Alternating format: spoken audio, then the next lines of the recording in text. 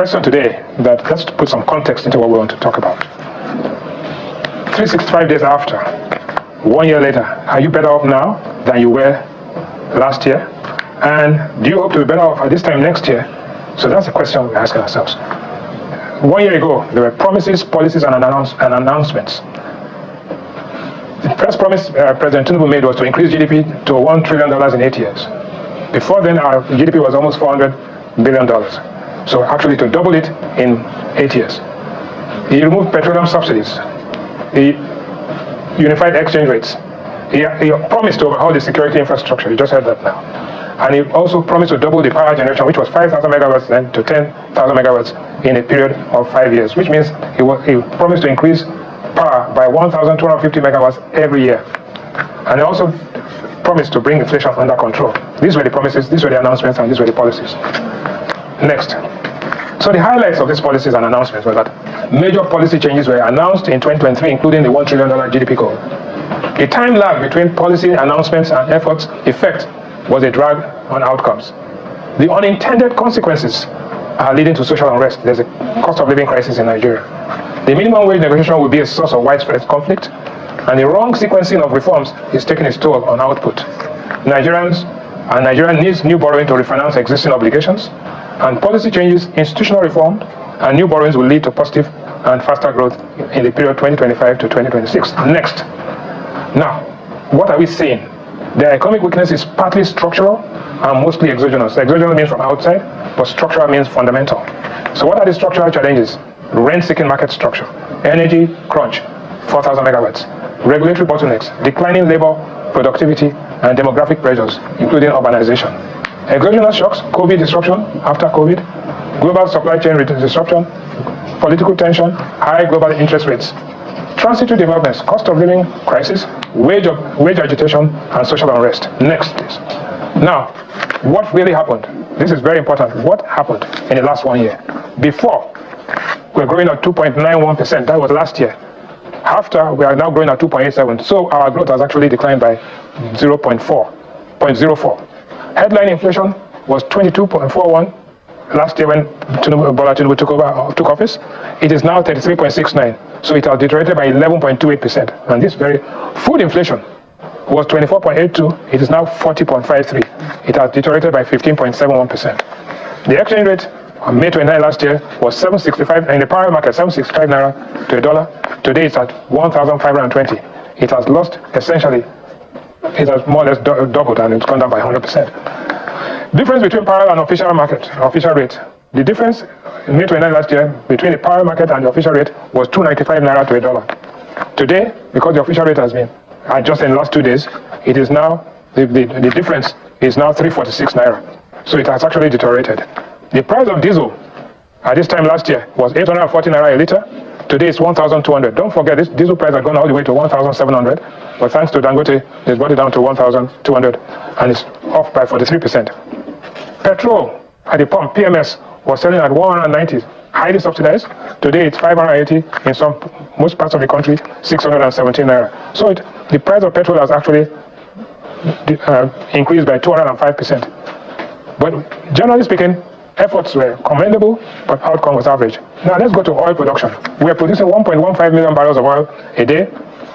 Last year this time, we are now producing 1.28, which is a marginal increase of about 11%. Federal Allocation Committee was sharing 10.2, the total FAC last year was 10.92 trillion. Guess what? Because subsidy removal and reduction, we now are sharing 14.39 trillion. So revenue accrued and revenue shared has increased by 31.78%. The deficit as a percentage of GDP was 4.21% of GDP, and now it's gone to 5.50% of GDP. One, because GDP has reduced, but revenue has increased, but it's a negative variable. Real positive interest rates, it was minus 4.55, and at this time last year, it is now minus 7.21, so it has deteriorated by 2.66%. Total external debt was $42.7 billion. Today, it is $42.5 billion, so it has improved a little bit. External debt per head, every Nigerian was owing $179 last year. They are now owing only $178 per head.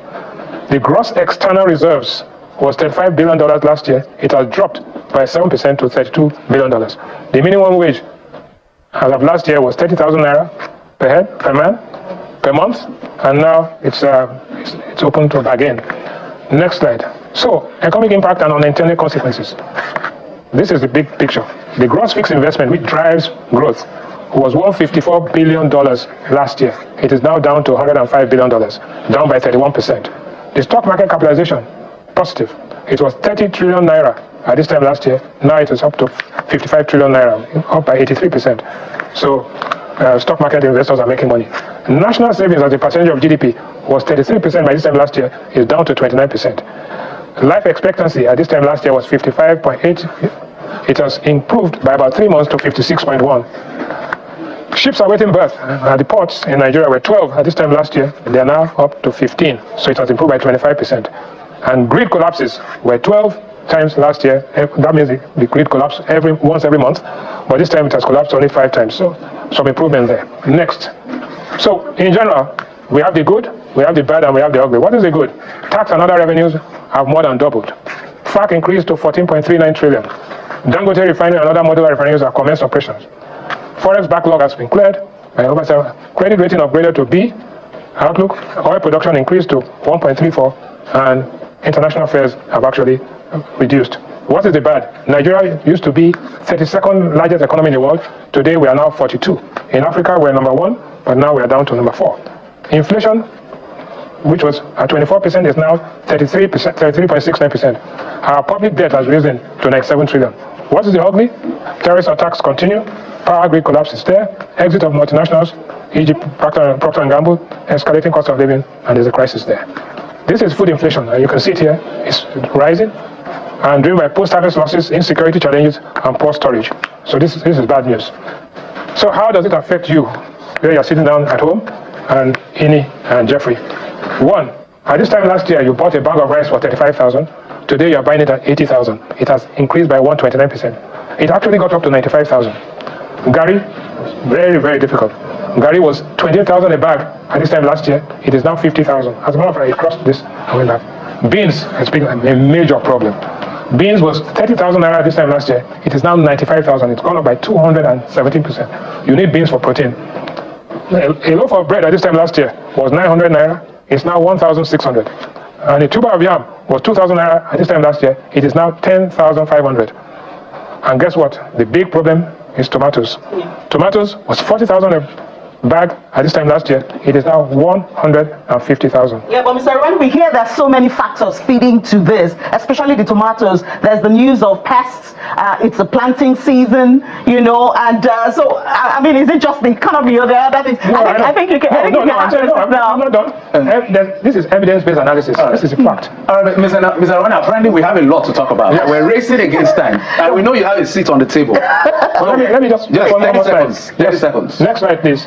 There's a non-food basket. This is you did the food basket. Transport fare Lagos to Abuja. At this time last year, it cost you 20,000 to go by night bus. Now it's 33. It's up 68%. Obalende to Oloshoki, it was 300 naira this time last year. It's now 500, up 67%.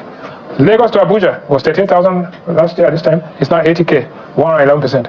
And Lagos to London, thank God, is now dropped from 2.6 million to 1.4 million. Thanks, sir. And finally, so our ranking amongst African countries has actually declined. In other words, we used to be our GDP growth is 2.98, and South Africa is 1.93. Kenya has 4%, Ghana has 3.8%. Inflation, we are 33, South Africa is 5%, Kenya is 5%, Ghana is 25%. GDP per head, that is our wealth. Yeah. Every Nigerian is worth only $1,111. Guess what? Every South African is worth $6,700. Kenya, $2,000, and Ghana, $2,200. We never in the past. We're always richer than Ghana. And now we're here.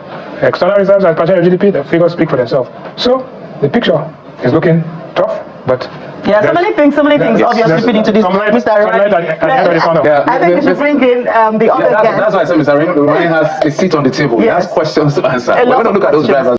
Now, you see, this is how Tinubu's administration affect you. This is the effect it have on you living in that village that Tinubu do not even know the road that leads to your village. This is how difficult it is for you to live at the moment. You that is there saying Tinubu is doing well, Tinubu has done well, Tinubu has done well for 1 year. This is the well that Tinubu has done. This is how far he has gone for 1 year. You that is saying, hey, let's give him chance. 1 year has gone. This is how far he has gone. This is how well your economy is doing in the country as we speak.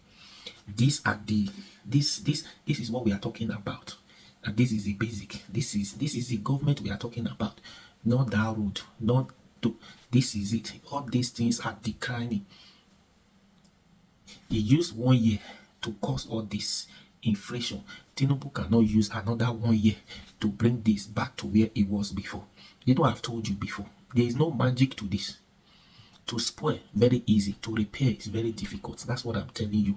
So Tinubu has successfully used 1 year to damage this country. He cannot successfully again use 1 year to build this country. Another 1 year to build this country to where it was. I made a video yesterday. I said it. I thought about it. What they are doing now, they are working harder to return this country back to where Buhari left us in this country, not to do better than where Buhari left us, if at all they can do it, because there is no magic to this that you and I are seeing now. There is no magic to it. He cannot do it. Reduce the price of this in the next 1 year to where it was, and talking of reducing them below where Buhari left us, he cannot do it. I will beat my chest. He cannot do it. He cannot do it. And Tinubu, there is no way all those countries that are overtaking us in terms of economy now, a GDP that are overtaking in the next 1 year, in the last 1 year, this country cannot overtake them. Overtaking is allowed though, but I don't think Nigeria can overtake them again, because those people too, they are not smiling. Those people too, they are not sleeping. They are not sleeping. Go mark it down. He said Tinubu is building roads. Tinubu is doing this. Tinubu launched trained Abuja, rain, this, that. I heard they say he give a free 6-month transportation. You and I know that one is a lie. It just to create awareness. Now just talk with that. You and I know. Say after today, give 3 weeks or give 15 days. All this whoa, we don't die. Once all this whoa, even if you enter for today, the next 1 week you enter, they carry you for free. Go back after 2 weeks. This whoa, it will not die down. They will collect money from you to enter that transport. That time you know if you talk. Go and mark my word now. 6 months free is a lie. I say it's a lie. The 6 months, we are not far away from here. People will tell us. You don't understand. If that one is only happening in Abuja, what happened to Lagos State? What happened to Edo State? What happened to Kaduna? What happened to Kano? What happened to Port Harcourt, River, Cross River, Calabar? What happened to Delta? How many free transportation he has given to those people? Now, you see the increase of the price of goods and services, how the price affects you. That's what I'm saying. You see how difficult it is for you to live, to survive now. And yet you are telling me that Tinubu is doing well. To help with you, and Tinubu is doing well. By this time last year, if you give your wife, for example, every month when you take your salary, you give your wife, let's say 100k to go and do shopping for 1 month. Now 300k cannot buy 100k. Well, what is 300k? It cannot buy 100k we buy for you last year. Your salary has not been increased. Rather, some people lose their jobs in the last 1 year. Some people lose their jobs. So people's salary has not been increased. But the food and services that you are buying, all those basic things that you need for house, they have increased times 100. Some of them 100% increase, 100% increase. Some of them 200% increase. So how are you surviving? How are you going to survive it? You say Tinubu is doing well. Oswald, he's building roads. Building road. He's doing this, he's doing that. If the road where they built for Abuja, they're not they build them for another state. They don't they construct the road for another state. They don't they give free transport for another person. Another state. I said it now. Go and mark it down. After 2 weeks, go back. People of Abuja will testify now. If that one they are going to sustain it for 6 months. They said ahead. They said. Remember the what, how do they call it? The policy of that time traveling, when he say he give a 50% bonus for traveler during Christmas. you go, you come 50%. People pay. Oh, remember, don't forget, I have not forgotten. People pay. There was no free. Oh, they said it, the policy were not implemented. They pay. This one, the same thing. This is Nigeria for you. Easy to talk, to say. It's not easy to make that policy work. This is Nigeria for you. Don't expect it. So what I want, it, at least to understand, it pay me. Me personally, they affect me if you must know. But people, I know how difficult it is for people around me. I don't feel do I'm alone. That's why they complain. Me, any idea? I feel chest down. You don't understand. God don't they do am. Not be that one with the talk now. So for those people when they talk, and make me just talk that one. That one by the way. You don't understand. So we must speak out for them to know. They're not the feel. If you tell now this video now, he will tell you say na lie. This one now not be lie. This expert now they tell you so expert. So it's not going to change for another 1 year. Now sufferness. Now many people will lose job. Oh. Another 1 year, next year democracy day, go and mark it down. This inflation will go up. Many of these things will not come down to where Buhari left us. Many of them will still go up. Go and mark it down. Let me stop here for today. The only thing is, anyways, Tinubu should quickly do anything now. This is the time. Please, if you have the magic button, this is the time to press it. If he pass this period, that magic button not go work again. It go hard. You don't understand. So Nigeria need to cry out. Nigerians need to cry out. They say Tinubu is doing well because you can afford to buy. Probably because you are doing well. Your brother or this. Do you know how many millions of people are dying of hunger? They cannot feed themselves. What are you telling me? I hate those people when they say Tinubu is doing well. I don't know why. I hate them. I don't know why. I hate them. Anybody they talk say Tinubu is doing well, let's give him chance. But you cannot change him for now. But we need to tell him that he's not doing well. His administration is not doing. He's killing Nigerians. That is it. That is the question. I mean, that is the topic. Yes, you cannot do anything. We know. Please share this video and please subscribe to my YouTube channel.